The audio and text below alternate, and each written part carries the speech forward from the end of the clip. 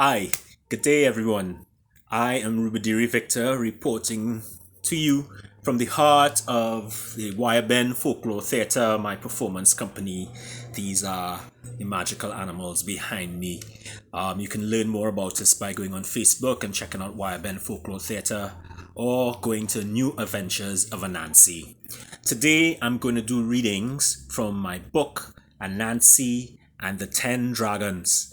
And this reading is going to be for Nalis, Port of Spain, the youth adult section. Want to give a big holler to the staff of Nalis, Port of Spain youth section, as well as Nalis nationwide for the excellent work that they continue to do to bring reading, books, literature, storytelling, and orality, all kinds of different things to the population, young people and adults alike.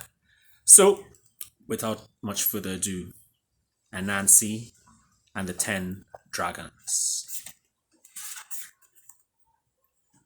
Once upon a time, when animals used to speak.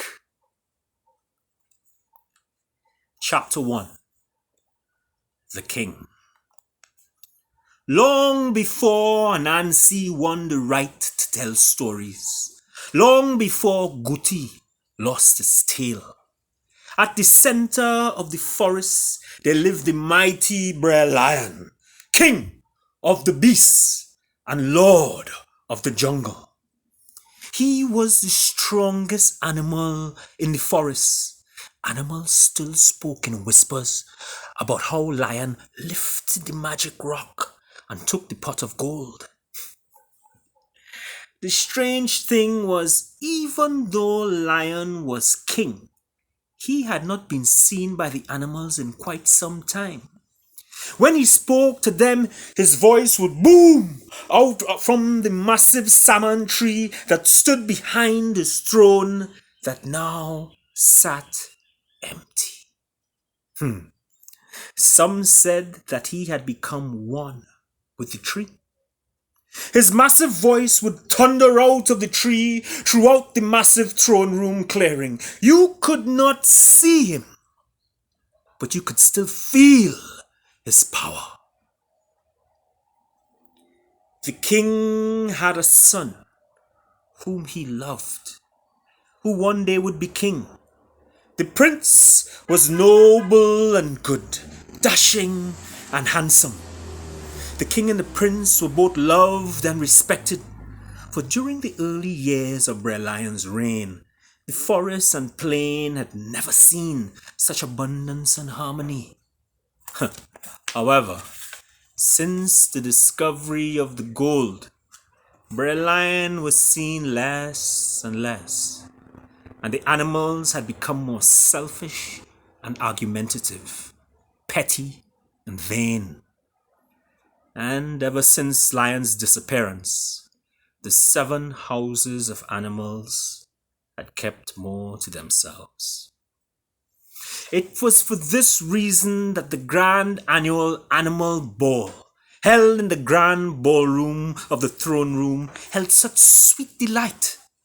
Not only would it be a wonderland of gossip, but it reminded everyone of how the forest used to be, and offered a chance, no matter how slight, that the kingdom's spark might be rekindled.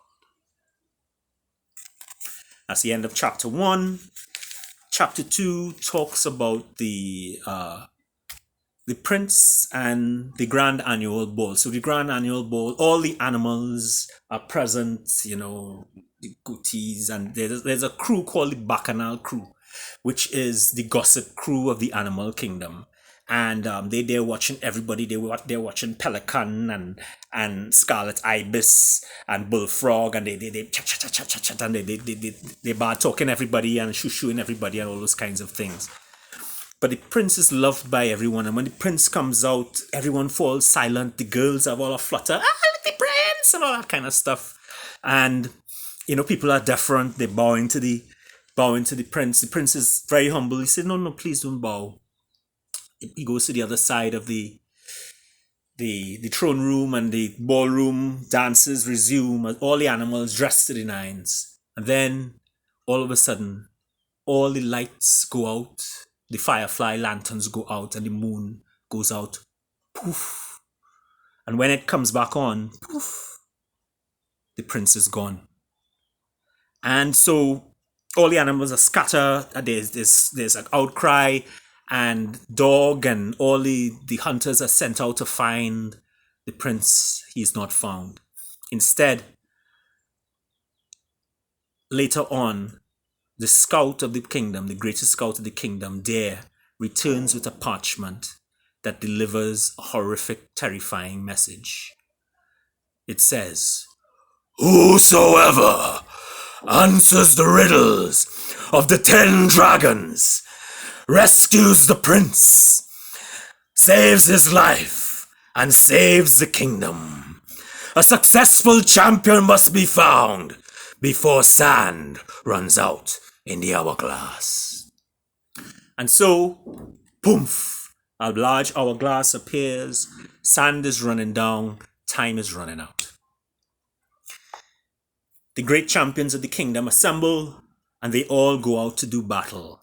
Alligator, our alligator, which is called Cayman, Brer Bull, the Brer Hawk, all of them go out. The entire kingdom is there waiting to hear, because all the champions ride out together and they say, well, the dragons are in trouble. They cannot withstand the power of our champions. However, all the champions are defeated. Every single one. Some never return.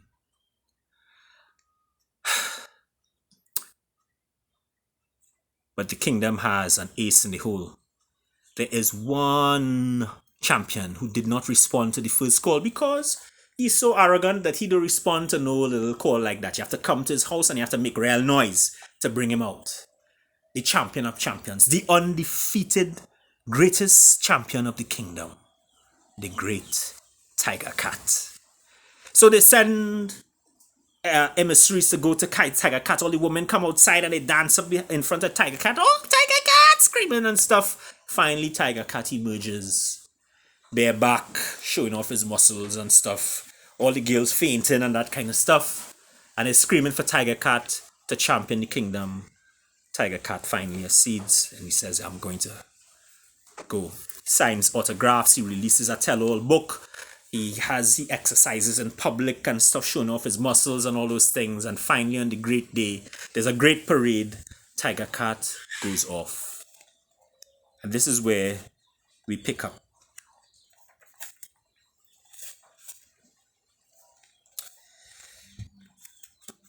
Finally, the big day came for Tiger Cat to go and rescue the prince.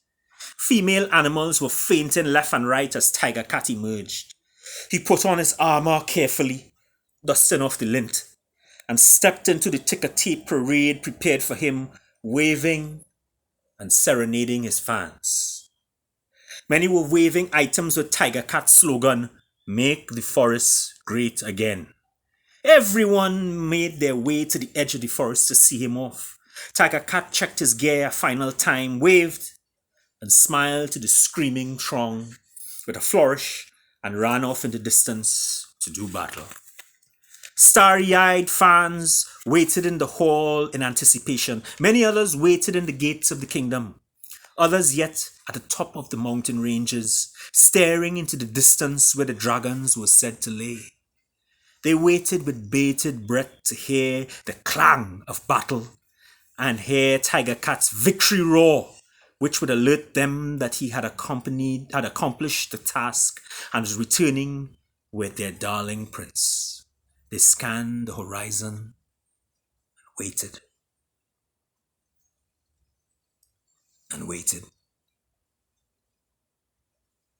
And waited some more. Finally, they heard the familiar roar. Even across that great distance, roar! Then the commotion of battle. The female animals cheered and whooped, and the greater crowd bawled with delight. Then suddenly the song changed. And then they heard Tiger Cat again. But this time his voice was pitched in an unfamiliar register. There was no mistaking it. It was Tiger Cat's voice, but distinctly higher. It was accompanied by another unfamiliar sound, the sound of Tiger Cat being brutalized. It went on for some time, this uncomfortable noise. Some began to cover their ears to stop themselves from hearing the painful cat balls and the now soprano voice of Tiger Cat begging for mercy. Oh God, no! Oh God! Oh God! Mr. Dragon! Oh God, no! Mr. Dragon! Oh God! Oh God! Mr. Dragon! But like the ransom message before, everyone in the kingdom was magically hearing it, whether they wanted to or not. The female animals sat in shock, snouts and beaks open, tears in their eyes, bodies wincing with each impact they heard. Vata plum patang pow! Finally, it mercifully ended with a thunderous boom and a sad falsetto. And over the horizon, a comet flew back towards the kingdom. Those on the hilltop saw it first as they followed it in the sky, as it passed over their heads. Those in the plains saw it next. Those at the gates of the outer forest saw the comet as it streaked over their heads, heading into the inner forest for the throne room where it landed with a big boom in the middle of the hall. A piece of burnt armor flew out of the crater, katang, katang, rolled to the foot of the stairs leading up to the throne, where Lap, Guti, and assorted female animals stood holding paws. Guti picked up the burnt-out shell of Tiger Cat's armor. Silence.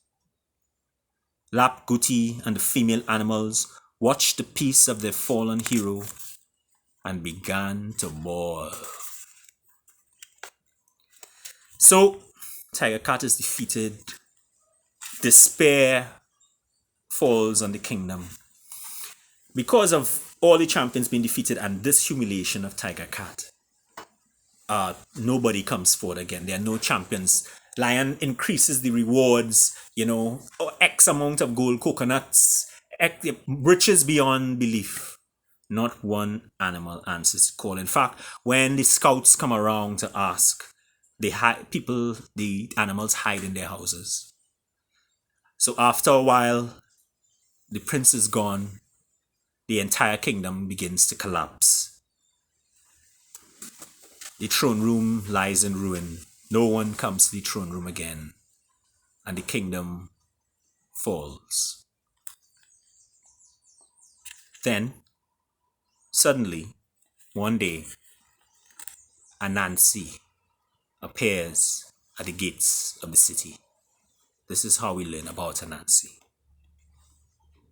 She was small and wore her blue robe with the belt across her waist. Her face was bright with intelligence. She stood there for some time. At first, no one took her on. No one usually took on the spiders. They were not known for anything much. Their families did not have a history of exploits of great strength like Snake or the now humiliated Tiger Cat. And the Anansi who stood at the gate was but a young girl, and the grandmother of the Anansi that we would all come to know when she was still young. So Anansi stood there, either thinking deeply or waiting for someone of the palace guards to ask her business. But the kingdom had collapsed. Nobody had time for a smart Alex spider. Finally, one of the counselors asked what she was doing there. Then Anansi said, "I have come to rescue the prince." Lap and Aguti from the Bacchanal crew, who happened to be passing just at that exact moment, heard Anansi and screeched our whole screech. "What you say there, Anansi?" said Lap. "I have come to rescue the prince," Anansi repeated. Lap and Guti look at each other, look at Anansi, and bust out laughing.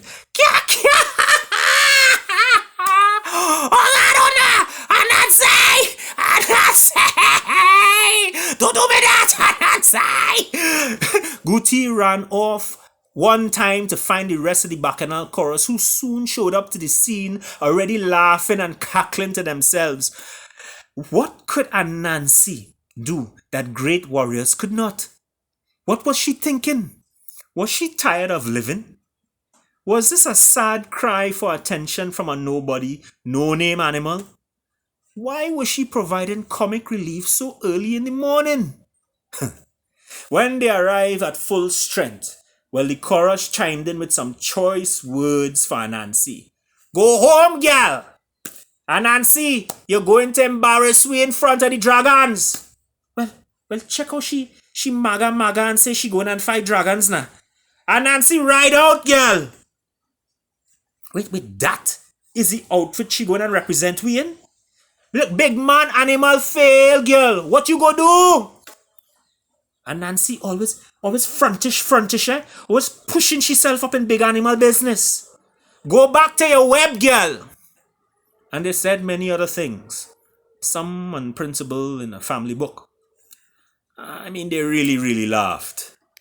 By this time, of course, Lap and Guti were rolling on the ground, pounding it, their feet up in the air, with tears in their eyes. And Nancy walked past them and was presented to the Lion King by day. So, of course, Lion is so at his wit's end, so terrified of the fact that there are no other champions, and that this might be the last turn of the screw. He says yes to Anansi going out to find his son and to battle the dragons, answer their riddles. And so begins the great adventures of Anansi and the 10 dragons. And so the rest of the book goes on to describe Anansi's journey through the mysterious realm of the dragons. And I urge you to pick up the book, Anansi and the 10 Dragons. You could check the Facebook page, The New Adventures of Anansi, or Wireburn Folklore Theatre. Wireburn Folklore Theatre, this is a performance troupe. We used great artisan created costumes as well as interactive animation to tell these great folkloric stories, ancestral folklore stories, indigenous folklore stories, and contemporary folklore stories that we write ourselves. And so I welcome you to go and check it out. Also check out the other readings for the next Anansi book that's soon to be published. It should be out. Anansi and the Book of Night. The readings from the first chapters of that are also online. You could check the YouTube Rubadiri Victor YouTube channel and you could check out those things. All right, so thanks a lot for being with me and the animals of Wireburn Folklore Theatre, and of course Anansi and the 10 Dragons. And we look forward to seeing you at our things, and we look forward to you reading the books and enjoying yourselves. Thanks a lot. Rubadiri Victor saying goodbye. Thanks a lot again.